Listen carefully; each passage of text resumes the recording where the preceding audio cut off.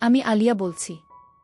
আজকে তোমাদেরকে আবারও আপন মা ছেলের কঠিন একটি গল্প বলবো। এই গল্প সাধারণত কেউ কাউকে বলে না। যদি ভিডিওটি শেষ পর্যন্ত দেখো তোমাদের দাঁড়িয়ে যাবে। আমি অমিত রায়। আমি এই বছরই একটা সফটওয়্যার কোম্পানিতে চাকরি পেয়েছি। নৈহাটিতে থাকি। বাড়িতে আমি আর আমার মা থাকি, আর বাবা আন্দামান থাকে ব্যবসার কাজে। বাবা মাঝে মধ্যে আসে, আমি আর মা ও যাই মাঝে মাঝে। সল্টলেকে আমার অফিস। নৈহাটি থেকে ট্রেনে করে বিধাননগর নেমে অটো করে অফিস যাই। চাকরি পাওয়ার কিছুদিন পর থেকেই দেখি ট্রেনে একটা মেয়ে আমাকে ফলো করছে। মেয়েটা ব্যারাকপুর স্টেশন থেকে ওঠে, সেও বিধাননগরেই নামে। দেখতে খুবই সুন্দরী। আমিও প্রতিদিন তার অপেক্ষাতেই থাকি, কিন্তু কথা বলার সাহস পাইনি কোনোদিন। এইভাবেই কয়েকদিন যাওয়ার পর একদিন ট্রেন ব্যারাকপুর থামার পর আমি প্রতিদিনের মতো আজকেও ট্রেনের গেটের দিকে তাকিয়ে আছি। মেয়েটিও ওঠার সঙ্গে সঙ্গে এদিক ওদিক তাকাচ্ছে। বুঝলাম আমাকে খুঁজছে। কারণ আমি প্রতিদিন যেখানে বসে আসি আজকে অন্য জায়গায় বসেছি, আর আজকে আমার পাশে বসার জায়গাও আছে। সে এসে আমার পাশে বসল। আমার শরীরের শিহরণ জেগে উঠল। আমি চুপ করে বসে আছি। মেয়েটি আমাকে বলল, ফোনটা একটু দেবেন প্লিজ, একটা কল করব। আমার রিচার্জ আজকেই শেষ হয়ে গেছে, ট্রেন থেকে নেমেই রিচার্জ করব। আমি ফোনটা হাতে দিলাম। সে নাম্বার ডায়াল করল। দেখলাম তার ফোনটা বেজে উঠল। তারপর ফোনটা কেটে দিয়ে আমার ফোনটা আমার হাতে দিয়ে মুচকি হাসল। সারা রাস্তা আর কথা হলো না। অফিসে গিয়েও মন বসছে না। ভাবছি সে ফোন করবে না, আমি করব। আমি আর করলাম না। রাতে বেলা খেয়ে শুয়েছি। 10টার সময় কিছুক্ষণ পর ফোন বেজে উঠল। সেই নাম্বার দেখেই আমি আনন্দে আত্মহারা ফোন রিসিভ করলাম। ফোনের উপার থেকে বলল, হ্যালো, আমি রিমি সেন বলছি। আমার নাম আমি বলে দিয়েছি। তোমার নামটা কি শুনি? আমি অমিত রায় আমার নাম। রিমি প্রতিদিন বিধাননগর নেমে কোথায় যান? আমি সল্টলেকে যাই। রিমি কি করেন? আমি সফটওয়্যার ইঞ্জিনিয়ার, উইপ্রোতে চাকরি করি। আপনি কোথায় যান? রিমি, আমি হাই স্কুলের ইংলিশ টিচার। মা ঘরে ঢুকলো। হাউস কোটটা খুলে আয়নার সামনে গিয়ে মাথা আঁচড়াচ্ছে। আমিও, আচ্ছা। মা, এই কার সঙ্গে কথা বলছিস রে? আমি ইশারা করে মাকে চুপ করতে বললাম। আমি রিমির সাথে কথা বলছি। মা মুচকি মুচকি হাসছে। রিমি কালকে একদম পেছনের কামরায় উঠবে আর আমার জন্য একটা সিট রাখবে। আমি ট্রেনে যা ভিড় হয় আপনার জন্য জায়গা রাখতে পারবো বলে মনে হচ্ছে না। রিমি, আপনি নয় তুমি বলো, আর জায়গা না পেলে তোমার কোলে বসবো, বলেই হেসে ফেলল। রিমি, কি চুপ করে গেলে যে? বসতে দেবে তো কোলে। আমি, না মানে ইয়ে মানে। রিমি, কি মানে করছো? অনেক রাত হলো, এখন ঘুমাও, কাল দেখা হবে, গুড নাইট। আমি, গুড নাইট। মা, কিরে প্রেম করছিস নাকি? আমি, আজকেই প্রথম কথা বললাম। মাকে সব কথা খুলে বললাম। মা, খুব ভালো, প্রেম করে তাড়াতাড়ি বিয়ে কর। মায়ের নাম মালতী রায়, 47 বছর বয়স, কিন্তু দেখে বোঝার উপায় নেই। ফিট রাখার জন্য প্রতিদিন সকালে যোগ ব্যায়াম করে। দেখতে সুন্দরী। চমা বাড়ির বাইরে সবসময় শাড়ি পরে, তবুও বাড়ির বাইরে বেরোলে লোকের দৃষ্টি আকর্ষণ করে। ফোনটা রেখে মেশিন বের করে মায়ের সাথে কাজ শুরু করে দিলাম। ওহ, আপনাদের বলা হয়নি, মায়ের সাথে আমি অনেক আগে থেকে ফ্রি। আমাদের মা ছেলের কার্যক্রম, এসব কার্যক্রম অনেক আগে থেকে হয়ে আসছে। সকালে 7টায় ঘুম থেকে উঠে তাড়াতাড়ি স্নান করে রেডি হয়ে নিলাম। অন্য দিনের থেকে একটু বেশিই তাড়াতাড়ি করছি। মা, তোর জন্য ট্রেন তাড়াতাড়ি আসবে না? মেয়েটার সঙ্গে দেখা করার জন্য তো পাগল হয়ে গেলি, জামাটাও উল্টো পরেছিস। আমি লজ্জায় পড়ে গেলাম। জামাটা ঠিক করে পরে মা খেতে দিল। খাচ্ছি এমন সময় টেবিলে রাখা আমার ফোনটা বেজে উঠল। স্ক্রিনে রিমির নাম ভেসে উঠল। মা, যার জন্য ছটফট করছিস সেই ফোন করেছে। আমি ফোন রিসিভ করলাম। রিমি, রিমি বলছি। আমি, হ্যাঁ বলুন। রিমি, আবার আপনি? আমি, বলো কি করছো? রিমি, তোমার সঙ্গে কথা বলছি। আমি, কি করছিলে? রিমি, তোমার কথা ভাবছিলাম, তাই তো ফোন করলাম। তুমি কি করছো? আমি, খাচ্ছি। রিমি, খাওয়ার সময় বিরক্ত করলাম। আমি, আরে না না, এতে আবার বিরক্ত কিসের? তোমার খাওয়া হয়ে গেছে? রিমি, হ্যাঁ, আমি খেয়ে একটু রেস্ট নিয়ে বেরোই, মনে আছে তো লাস্ট কামরায় উঠবে, রাখছি। আমি, আচ্ছা। আমি খাওয়া সেরে বেরিয়ে পড়লাম। স্টেশনে গিয়ে কিছুক্ষণ বসার পরে ট্রেন এলো। রিমির কথা মতো লাস্ট কামরায় উঠলাম। বসার জায়গাও পেলাম। ব্যারাকপুর স্টেশন এলো। আমি গেটের দিকে তাকিয়ে আছি। রিমি উঠল। আজকে ওকে আরও বেশি সুন্দরী লাগছে, আজকে বেশি সাজগোজ করেছে। উঠে এদিক ওদিক তাকিয়ে আমাকে খুঁজছে, বুঝতে পারলাম। আমাকে দেখেই ওর মুখে হাসি ফুটে উঠল। আমি জানালার ধারেই বসেছিলাম, ও আমার সামনে এসে দাঁড়ালো। আমি উঠে দাঁড়ালাম। রিমি আমার থেকে একটু খাটো, দাঁড়ানোর সময় ওর হালকা স্পর্শ হলো। ও শিউরে উঠল, মাথা উঁচু করে আমার দিকে তাকিয়ে মুচকি হাসল। আমি, বসো, আমার কানের কাছে মুখ নিয়ে আস্তে আস্তে বলল। রিমি, তোমার কোলে বসবো ভাবলাম। বলেই বসে মাথা উঁচু করে আমার দিকে তাকিয়ে হাসল। একটা স্টেশন যাওয়ার পর পাশের জন উঠে গেল। রিমি আমার হাত ধরে এক টান মেরে বসিয়ে দিল। হাত ধরে টান মারার জন্য ব্যালেন্স হারিয়ে ওর গায়ে পড়লাম। আমি সরি ব্যালেন্স পাইনি। রিমি, সরি বলার কি আছে, অন্য কারো গায়ে পড়েছ নাকি, বলেই হেসে দিল। পাশে বসলাম, ও আমার ঘাড়ে মাথা রাখল। আমি এদিক ওদিক তাকিয়ে দেখছি কেউ তাকিয়ে আছে নাকি। রিমি, আসার সময় কটার ট্রেন ধরো? আমি, আসার সময় দেখা হবে না, সন্ধ্যা 7টা বেজে যায় স্টেশনে আসতে আসতে। রিমি, এই হলো ইঞ্জিনিয়ারদের দোষ, বাড়ি ফিরতে দেরি হয়। এরপর থেকে আমাদের প্রেম শুরু হলো। প্রতি রবিবার আমরা ঘুরতে যেতাম। প্রায় মাস 3 পর রিমি ফোনে বলল, আমার মা বাবা তোমাদের বাড়ি যাবে বলছে, রবিবার তোমার মাকে বলো। আমি, আচ্ছা মাকে বলবো। মাকে বললাম যে রিমির বাবা মা আসবে রবিবার। আমি একটু টেনশনেই ছিলাম। মা সকাল সকাল রান্না সেরে নিল। 12টার সময় কলিং বেল বেজে উঠল। আমি গিয়ে দরজা খুলেই হতভম্ব হয়ে গেলাম। আমার সামনে দাঁড়িয়ে মধুরিমা সেন আর ওনার স্বামী সুপ্রকাশ সেন, আমার অফিসের সিনিয়র ইঞ্জিনিয়ার। আমি মধুরিমা সেনের আন্ডারে জুনিয়র ইঞ্জিনিয়ার হিসেবে আছি।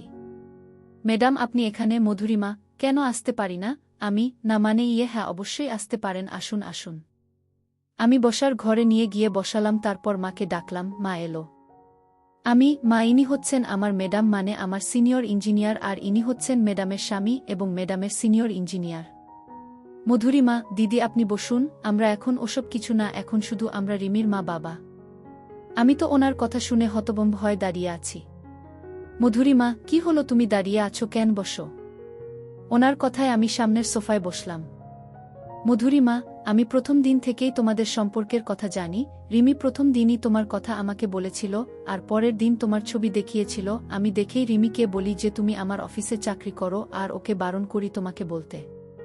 দিদি, আমরা আজকে এসেছি শুধু ঘুরতে। দাদা শুনলাম আন্দামান থাকে, ওনাকে খবর দিন, উনি আসলে সবাই মিলে একদিন আমাদের বাড়ি যাবেন। সেদিন ওদের বিয়ের ডেট ফাইনাল হবে।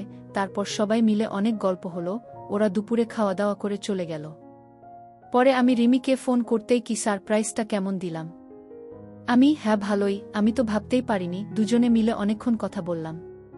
পরে একা একা বসে ভাবছি মধুরিমা ম্যাডাম মানে আমার হবু শাশুড়ির কথা। ওনাকে দেখলে সবাই হা করে তাকিয়ে থাকে। সবার মধ্যে আমিও পড়ি, কারণ এত সুন্দর সম্পদগুলোর দিকে না তাকিয়ে থাকা যায় না। দিন 10 পর আমার বাবা এলো। পরের দিন আমার বাবা আর মায়ের যাওয়ার কথা ছিল, কিন্তু আমার হবু শাশুড়ি আমার মাকে ফোন করে বলল আমাকেও নিয়ে যেতে। আমিও গেলাম বাবা মায়ের সঙ্গে। ওদের বাড়ি পৌঁছালাম 11:30টার সময়। আমার হবু শাশুড়ি এসে দরজা খুলল। সিল্কের শাড়ি পরা, চুল ছাড়া, পিঠের মাঝামাঝি পর্যন্ত। কাছ থেকে সিঁদুর দেখা যায়, একটু দূরে থেকে দেখা সম্ভব নয়। হাতে শাখা পলা কিছুই নেই, শুধু দুহাতে দুটো সোনার বালা। হবু শাশুড়ি, ঘরে আসুন। আমরা ঘরে গেলাম। আমাদের বসার ঘরে নিয়ে গেল। আমরা বসলাম। রিমি এসে বসল। তারপর আমার হবু শ্বশুর এসে বসল। সবাই মিলে গল্প করছে। আমি চুপচাপ বসে আছি, রিমিও চুপ করে বসে আছে। আমার হবু শাশুড়ি বুঝতে পেরেই বলল, রিমি, অমিতকে নিয়ে উপরে যা। রিমি আমাকে ওর উপরের ঘরে নিয়ে এলো। দুজনে বসে গল্প করছি। হঠাৎ রিমি আমাকে কাছে টেনে ধরল। তারপর মেশিনে হাত দিল। আমি, রিমি, বিয়ের আগে এসব করা উচিত নয়। রিমি, কে বলেছে উচিত নয়, এখন সব উচিত। আমি, তোমার মাথা খারাপ, আর তো কটা দিন। নিচ থেকে খাওয়ার জন্য ডাকলো। খেতে বসে শুনলাম পরের মাসে বিয়ের ডেট ফাইনাল হয়েছে। আমাদের আত্মীয় স্বজন কম, ওদেরও কম, তাই কোনো অসুবিধা হবে না। সত্যি কোনো অসুবিধা হয়নি। আজকে বিয়ে বাড়িতে আত্মীয় বলতে মামা মামি, পিসি পিসির ছেলে বৌমা, তাও তারা আমার কাকার বাড়িতে উঠেছে। পাশেই কাকার বাড়ি। আর কয়েকজন আসবে বৌভাতের দিন। সকালে বৃদ্ধি হওয়ার পর মেয়ে আশীর্বাদ নিয়ে গেল আমার বাবা, মামা আর পিসি। বাড়িতে আমি, মা আর মামি। আমি দুপুরে ওপরের ঘরে গিয়ে শুয়ে আছি। কখন ঘুমিয়ে পড়েছি বলতেও পারবো না।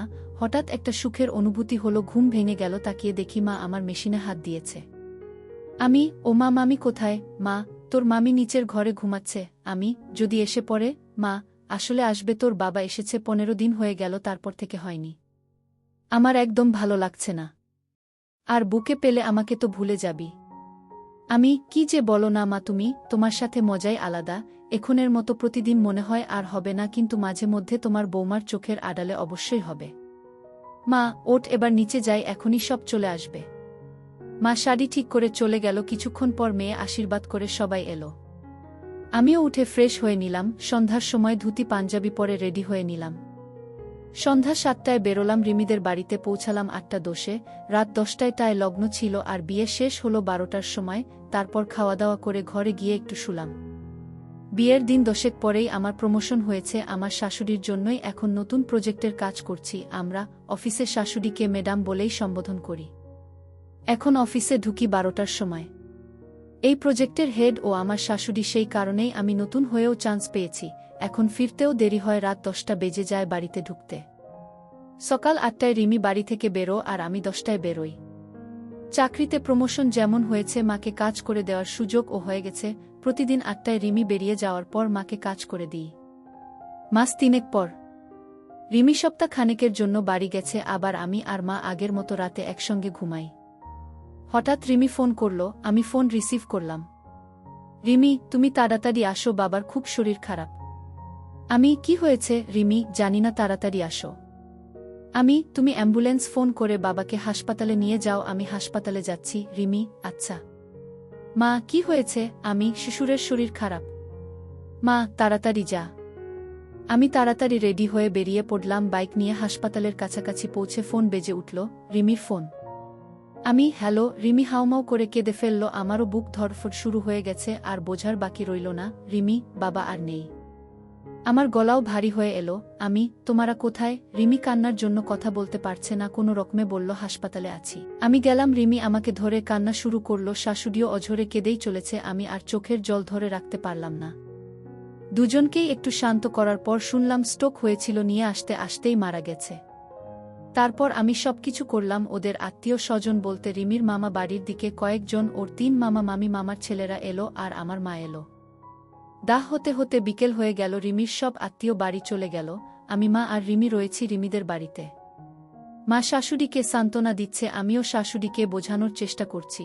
পরের দিন মা বলল, মা, তুই আর রিমি এখানেই থাক, আমি বাড়ি চলে যাই। শাশুড়ি, কেন দিদি, আপনিও থাকেন না? মা, না দিদি, বাড়ি ফাঁকা আছে, দিন ২ পরেই আবার আসব। মা চলে গেল, আমি আর রিমি থাকলাম।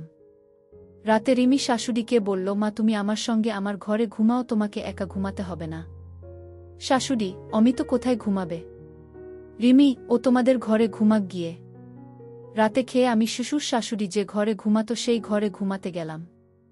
আমি খাটে শুয়ে পড়ে আমার চোখ গেল আলনার উপর একটা জিন্স প্যান্টের নিচে লাল রঙের ছোট কাপড় উকি মারছে। আমি উঠে গিয়ে দেখলাম। আমার আর বুঝতে বাকি রইল না যে এটা শাশুড়ির। যেদিন শ্বশুর মারা যায় সেদিন অফিস থেকে এসে ছেড়ে রেখেছিল, সেইভাবেই আছে। আমি খাটে এসে শুলাম, শাশুড়িকে করছি। আমার গরম হয়ে গেল। সকালবেলা ঘুম থেকে উঠে ডাইনিং এ গেলাম, দেখি রিমি আর শাশুড়ি বসে আছে। সাদা থান পরে শাশুড়িকে দেখতে খুবই খারাপ লাগছে। আমি ব্রাশ করছি। রিমি বলল, রিমি, আমার তো স্কুলে পরীক্ষা চলছে, না গেলে হবে না। তোমার তো কাজ বাড়িতে বসেই ল্যাপটপে করা যায়, আর তোমার সিনিয়র তো এখানেই আছে, অসুবিধা হবে না, তুমি বরং মায়ের কাছে থাকো, আর তো কেউ নেই থাকার মতো। আমি মনে মনে একটু খুশিই হলাম। ৯টার সময় রিমি স্কুলে বেরিয়ে গেল, বাড়িতে আমি আর শাশুড়ি। আমি রিমির ঘরে বসে আছি, আর শাশুড়ি নিজের ঘরে গিয়ে একটু ঘুমিয়েছে। আমি বসে বসে শাশুড়িকে নিয়েই ভাবছি। হঠাৎ কানে কান্নার আওয়াজ ভেসে এলো। আমি উঠে শাশুড়ির ঘরে গিয়ে দেখি শাশুড়ি কান্না করছে শুয়ে শুয়ে।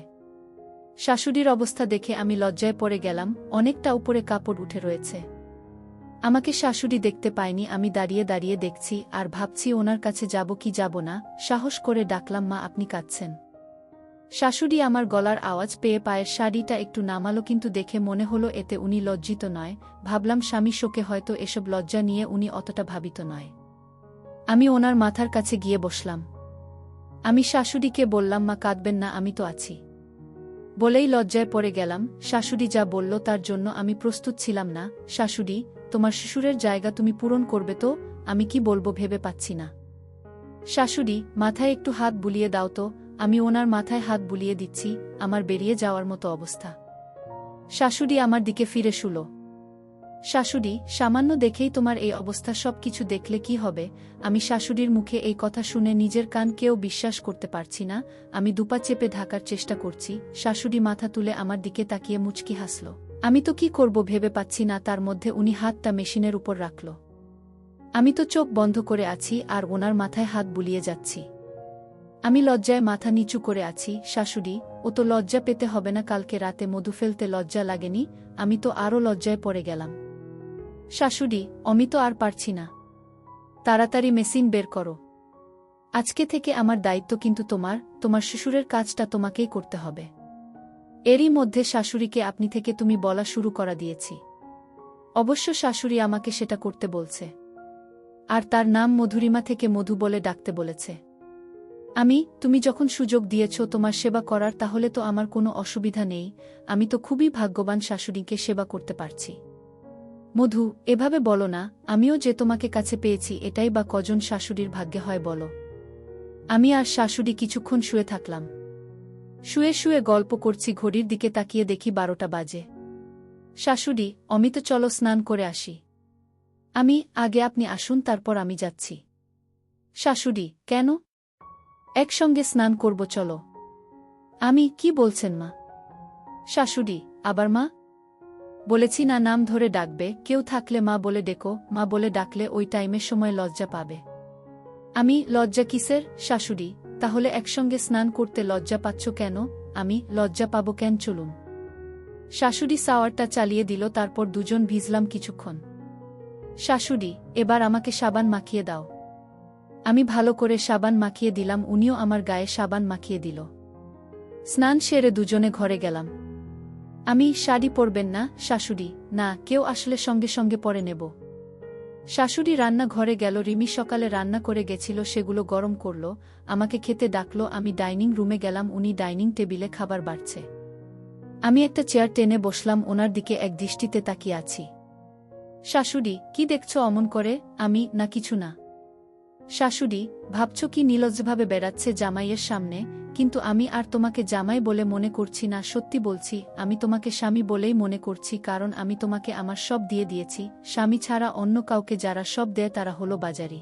আর আমি বাজারি হতে চাই না। আমি ঠিক করেছি তোমাকে বিয়ে করব, কিন্তু আমি আর তুমি ছাড়া কেউ জানবে না। কি তুমি রাজি তো? কিন্তু আপনি সিঁদুর পরবেন কি করে? সবাই দেখে ফেলবে তো। শাশুড়ি, কেউ দেখবে না, চুলের নিচে ছোট করে পরব, কেউ বুঝতেও পারবে না। খাওয়া শেষ করে দুজনে মিলে গল্প করছি।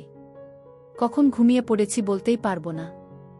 দুজনেরই ঘুম ভাঙল ফোনের আওয়াজে। মোবাইলটা হাতে নিয়ে দেখলাম মা ফোন করেছে। মায়ের সঙ্গে কথা বললাম। শাশুড়ি, তোমার মা কালকে আসবে? হ্যাঁ। শাশুড়ি, অমিত 4টে বাজে, আর ঘণ্টা খানেক পরেই রিমি চলে আসবে। আরেকবার তোমার মেশিনটা বের করো না, রাতে তো আর হবে না। মা, আপনার ইচ্ছে পূরণ করাই তো আমার কাজ। শাশুড়ি, আবার মা? ওশরী। এবার অনেকক্ষণ ধরে পরিশ্রম করলাম। দুজনেই ক্লান্ত হয়ে শুয়ে আছি। কলিং বেল বেজে উঠল, লাফিয়ে খাট থেকে নেমে পড়লাম। শাশুড়ি, মনে হয় রিমি এসেছে। শাশুড়ি, অমিত তুমি ল্যাপটপটা খুলে বসো, আমি গেট খুলতে যাচ্ছি। শাশুড়ি গেট খুলতে গেল, আমি ল্যাপটপ নিয়ে বসলাম। রিমি এলো, ফ্রেশ হয়ে খাওয়া দাওয়া করল। আমি ল্যাপটপে কাজ করছিলাম, পাশে এসে বসল। রিমি, কি গো মা, কান্নাকাটি করছিল নাকি? হুম করছিল তো। আমি আবার বোঝালাম, রিমি, ওই জন্যই তো তোমাকে অফিস যেতে বারণ করলাম। মা একা থাকলে আরও কান্নাকাটি করত। আমি মনে মনে ভাবছি, অফিস যেতে বারণ করে ভালোই করেছ, না হলে অনেক কিছু মিস হয়ে যেত। কালকে মা আসবে। রিমি, তাই নাকি? তাহলে তো ভালোই হবে, মায়ের মনটাও ভালো থাকবে। শাশুড়ি ঘরে ঢুকল। রিমি, মা বসো। শাশুড়ি খাটের একপাশে বসল।